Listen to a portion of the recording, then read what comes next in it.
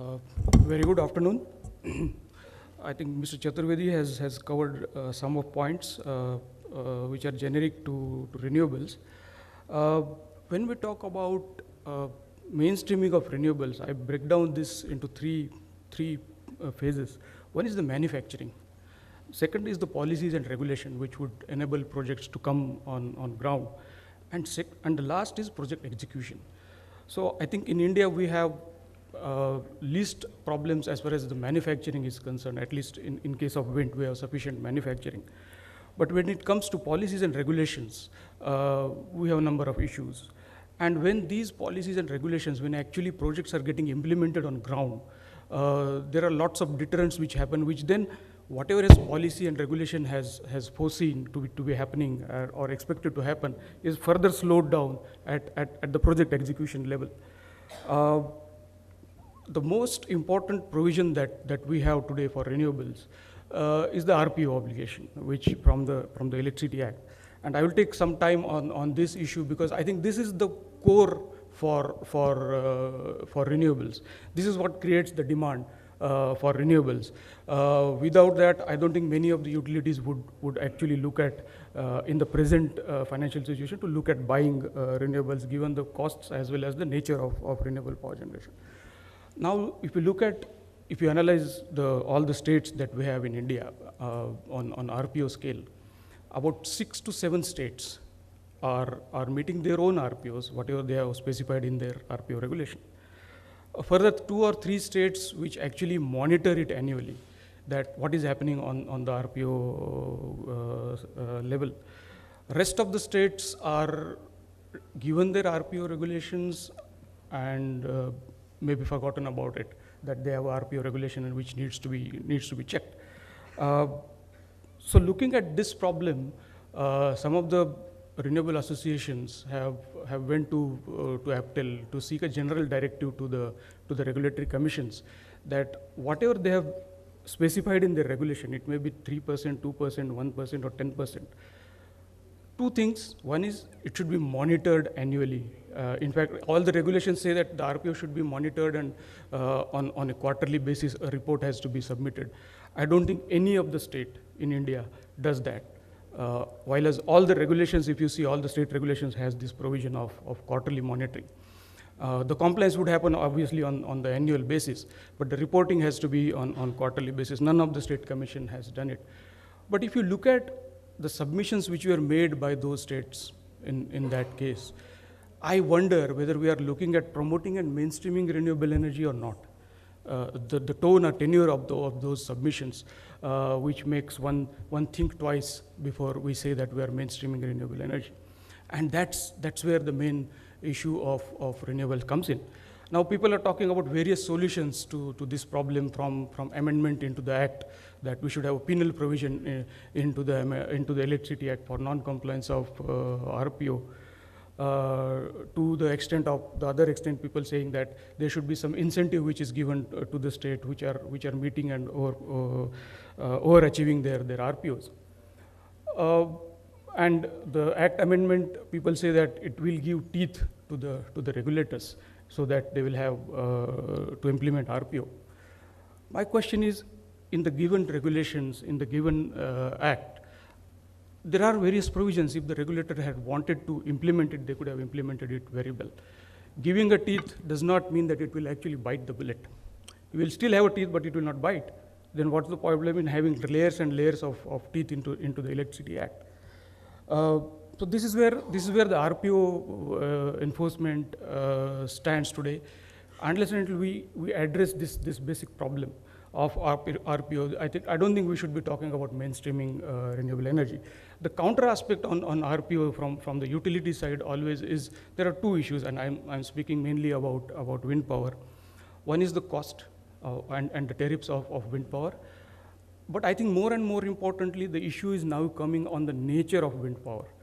It's a variable wind power. We don't have visibility on wind power or some of the other renewables also, even for solar. So that also needs to be addressed. While we push on one hand on RPO, those concerns are to be addressed. I think tariff, Mr. Chaturvedi had spoken a lot about it.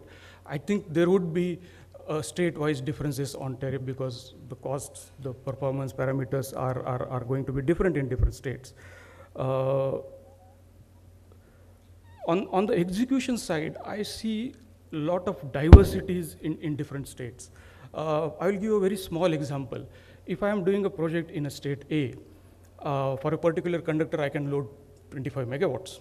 If I go into a state B, same conductor, same line, same voltage level, I am not allowed to put 25 megawatts, I am allowed to put 15 megawatts. These kind of small execution related issues are so much diverse in different states, at least which has technical parameters, which are connectivity, evacuation, etc. There can be uniformity. Those are the areas where you can have uniformity, and those are the areas where actually CEA deals with, which regulations applies to all the state irrespective of where you are. So that, I think, those state level diversities in technical matters, I think, is an area which actually constrains, if not in terms of capacity addition, but it definitely slows down the pace of capacity addition. In case of wind, I think on a macro scale, there are states where we have lots of wind power potential, and there are states which doesn't have, as Mr. Chairman has mentioned. And in some states like Tamil Nadu or in Karnataka, we have already meeting, those are the two states which are meeting their RPO, which is incidentally one of the highest RPOs in the country, which is 9% on 10%. That brings forward a question: what do we do with the potential which is already there in those states? I think we are going towards a direction where we will have to look at transferring wind power from one state to another as a sale of power. We try to do it with REC mechanism, that we'll still have to have capacity additions happening in those states, and the REC certificates, the power as gray power, brown power would be consumed and purchased in that particular state, and the certificates would be sold in some other state. But unfortunately, because of the RPO enforcement, the REC market is where it is today. So what we are reaching now, and most of the utilities, given an option, would prefer to buy power rather than the certificates to meet their RPO obligations.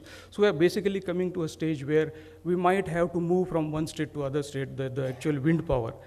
And there are 2-3 enablers that would be required if we want to do that. And I think that's the future direction for wind.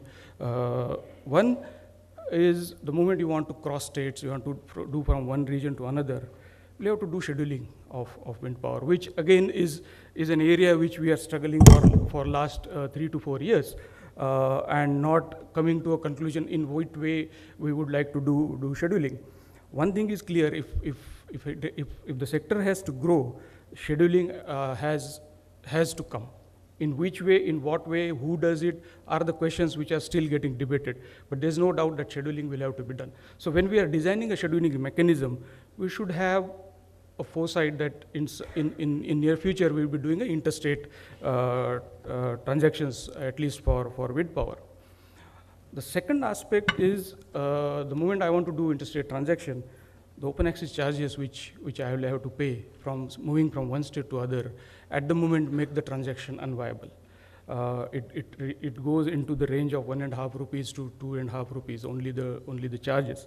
So there, at least to initiate this market on the interstate level, we can look at having some concessions for wind power, which were there for the intrastate in many of the states, which has started and opened up the open access markets in those particular states, concessional open access charges, as well as the provisions for banking, which is now getting constrained or removed in various states. So to kickstart the other interstate market, I think we'll have to have similar concessions at the interstate transaction level, and then on phased manner, we can still look at removing them in future if the market picks up. I think these are the two enabling provisions which would be required for wind to move, because at the moment we are getting locked down into states, and then the fights are on tariff, on RPO, and all those. The last issue which I was expecting that there would be a lot of discussion on in this forum is related to land. And unlike solar, we can't put wind turbines on canals or water bodies. And why I'm talking about this is this was an issue which wind was dealing with continuously. But the new right to fair compensation and transparency in Land Acquisition Act, I think those provisions, even though it is mainly meant for land acquisition for projects which is undertaken by government, it also applies to private sector land acquisition if you are going above a certain limit. And that was the area which I thought there would be a lot of debate which did not happen, because it is going to affect most of the renewable energy projects, if not conventional projects, because renewable energy project you need lots of land in a very big spread out area. I think the current government is looking at having amendments into that act, and wherein provisions for land acquisition or land procurement for renewable could have been can be thought of. I think these are the major points which I would wanted to cover. Thank you.